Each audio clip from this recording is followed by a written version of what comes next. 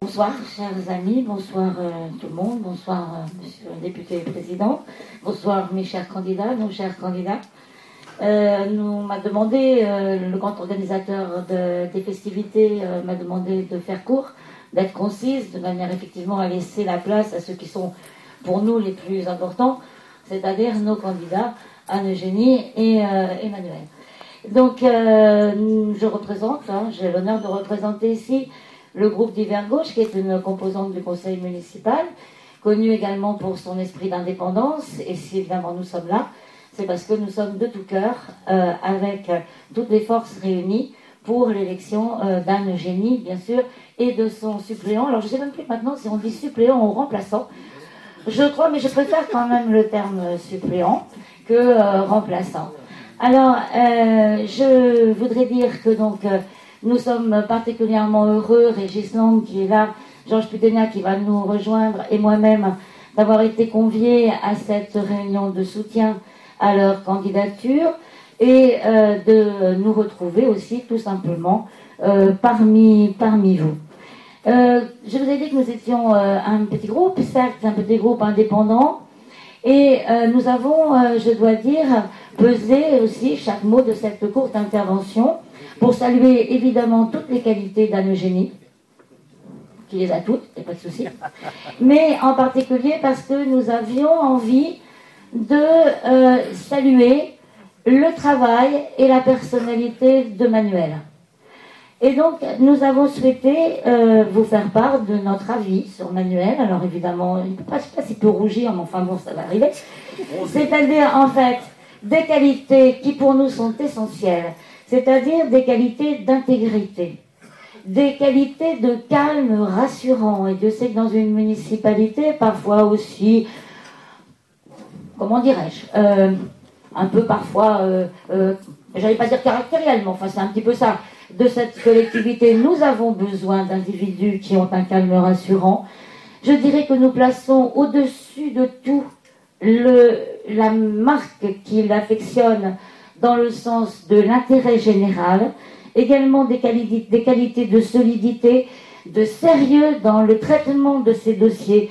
Et je le remercie infiniment pour tout le soutien qu'il nous a apporté dans l'année 2010, dans la constance de ses convictions. Convictions au service de ce qui nous est tous cher, c'est-à-dire en fait le logement social, l'aménagement de la cité et la participation citoyenne qu'il sait si bien faire vivre à la tête de la délégation aux associations qu'il arrive finalement à mettre dans tous ses états. Alors, que dire, en plus de ce qu'a dit Reda, bien évidemment, des enjeux de ce scrutin qui peut-être ne sera pas aussi fréquenté que nous le souhaitons tous. C'est pour cela que nous devons œuvrer pour que chacun d'entre nous arrive à convaincre son voisin ou un ami d'aller aux urnes pour cette élection extrêmement importante, puisque comme Reda le disait, ce sera la dernière élection au suffrage universel direct avant les échéances très importantes qui nous attendent donc en 2012. Et en même temps, si nous portons nos espoirs envers Anne-Eugénie et Emmanuel, c'est bien évidemment parce que vous connaissez la situation du département du 92.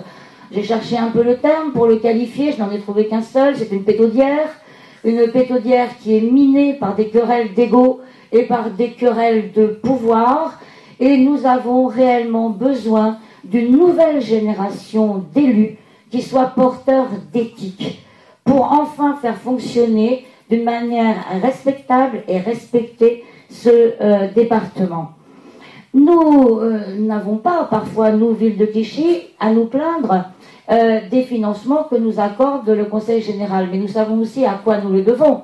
Pas forcément, évidemment pas, à la générosité de la majorité du Conseil général des Hauts-de-Seine. Nous le devons à qui? Nous le devons au conseiller général du canton, qui nous représente et qui arrive à attirer à lui et vers nous les financements qui nous sont nécessaires pour mener à bien nos projets. Et c'est donc pour cela que nous ne pouvons pas laisser passer l'occasion d'ajouter au conseiller général judicatoire que nous avons déjà une nouvelle conseillère générale, Anne-Eugénie, flanquée bien évidemment de son talentueux suppléant, Manuel Alamilou. Alors nous avons voulu également pointer deux ou trois choses que nous aimerions vraiment, pour lesquelles nous aimerions vraiment que vous soyez évidemment notre interprète et notre porte-parole lorsque vous serez élu, voilà, lorsque tu seras élu. Au Conseil général, nous avons voulu en faire deux ou trois. Le premier, vous savez, ce qui nous tient terriblement à cœur, c'est le logement social, c'est la mixité sociale. Nous avons affiché une politique vraiment, je dirais, ambitieuse de logement social au service des personnes qui sont les plus en difficulté. Et quand j'entends parfois monsieur et madame Balkany se targuer d'être au-delà du pourcentage requis par la loi SRU, Solidarité Renouvellement Urbain, il faut tout simplement se rappeler que le logement social qui existe à Levallois est un logement social qui est dû aux municipalités de gauche antérieures et que depuis les dernières années, il ne s'est, ma foi, pas passé grand-chose, ni dans le logement social, je dirais, ordinaire, ni surtout dans le logement social destiné aux personnes les plus en difficulté.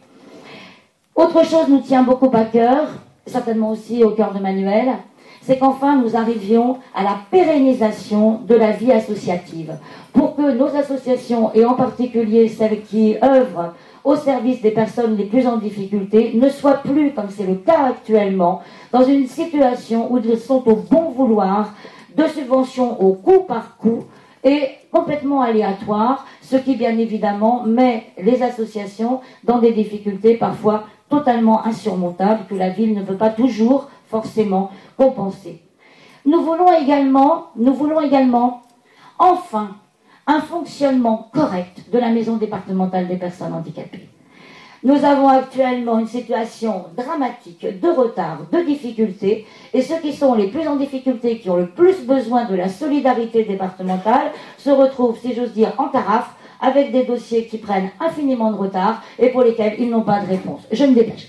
Pour les personnes âgées, si vous me permettez, je voudrais également que vous soyez nos porte-paroles pour qu'enfin nous mettions en place des solutions d'hébergement et de traitement et d'entourage innovants, parce qu'il ne faut quand même pas oublier que les personnes âgées d'aujourd'hui, elles ont quand même connu et vécu mai 68, et que forcément, il faut s'adapter aux nouveaux modes de vie des personnes de 3e, voire maintenant du 4e âge. Enfin, bien sûr, nous sommes totalement choqués, scandalisés du silence assourdissant du département, du président du Conseil général des Hauts-de-Seine par rapport à la tentative de démantèlement de l'hôpital public. Et il s'agit aussi de garantir l'égalité de l'accès aux soins pour tous les habitants du département où qu'ils habitent dans des conditions à la fois de confort, d'égalité, mais également surtout de proximité.